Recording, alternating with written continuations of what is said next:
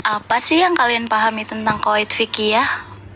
Qawaid fiqhiyah merupakan kaidah-kaidah hukum, yakni hukum-hukum yang bersifat umum yang mencakup pada bagian kecilnya. Nah, iya benar itu. Bahkan ada pula urutan-urutan qawaid fikih. Yang pertama, qawaid induk. Yang kedua, qawaid asas atau pokok. Yang ketiga, qawaid khas atau cabang. Terus apa yang akan kita bicarakan pada obrolan kita kali ini? Ya, tentunya qawaid fiqhiyah yang paling inti dong, yaitu qawaid induk dengan pembahasannya yakni jalbun masolih wa darul mafasid, yang artinya menarik kemaslahatan dan menolak kemudorotan.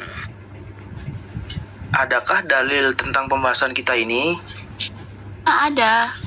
Terdapat dalam Quran Surat Al-Baqarah ayat 148 yang artinya, maka berlomba-lombalah kamu dalam berbuat kebaikan. Lalu bagaimana jika dalam satu waktu yang sama ada dua maslahat atau dua mafsadah? Apa yang kita ambil atau lakukan terlebih dahulu?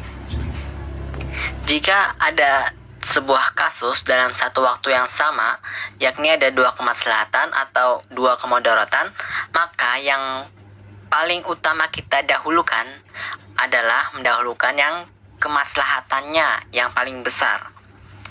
Dan jika ada dua kemudaratan, maka carilah mudarat yang paling ringan dalam dua mudarat itu.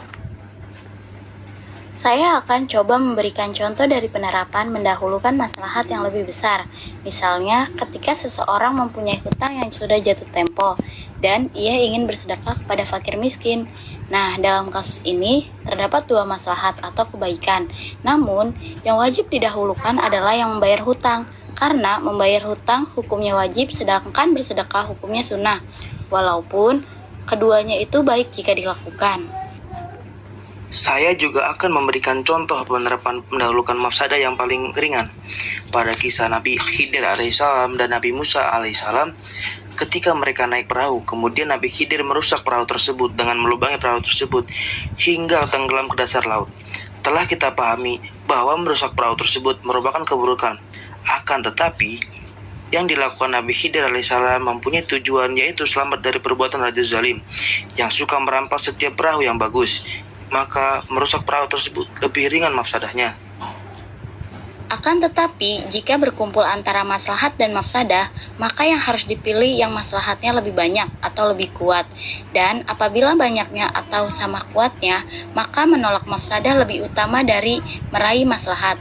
Sebab menolak mafsadah itu sudah merupakan kemaslahatan.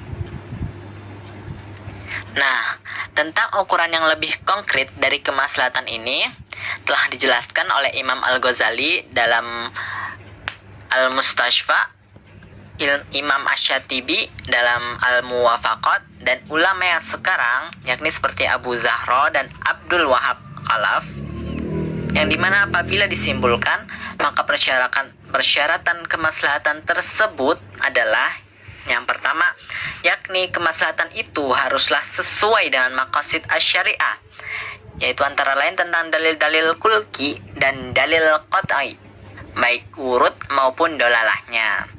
Kemudian yang kedua, kemaslahatan itu harus meyakinkan, artinya itu berdasarkan penelitian yang cermat dan akurat sehingga tidak meragukan bahwa itu bisa mendatangkan manfaat dan menolak kemudaratan.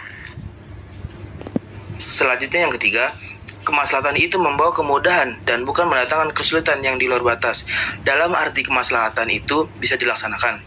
Yang keempat, kemaslahatan itu memberi manfaat kepada sebagian besar masyarakat, bukan kepada sebagian kecil masyarakat. Nah, setelah kita mengetahui kaidah tersebut, semoga kita bisa menerapkannya di kehidupan sehari-hari dan di lingkungan masyarakat yang lebih luas cakupannya. So out the door and your pockets can't find it no more. It's just you and me, and there's nothing I can do. I'm stuck with you, stuck with you, stuck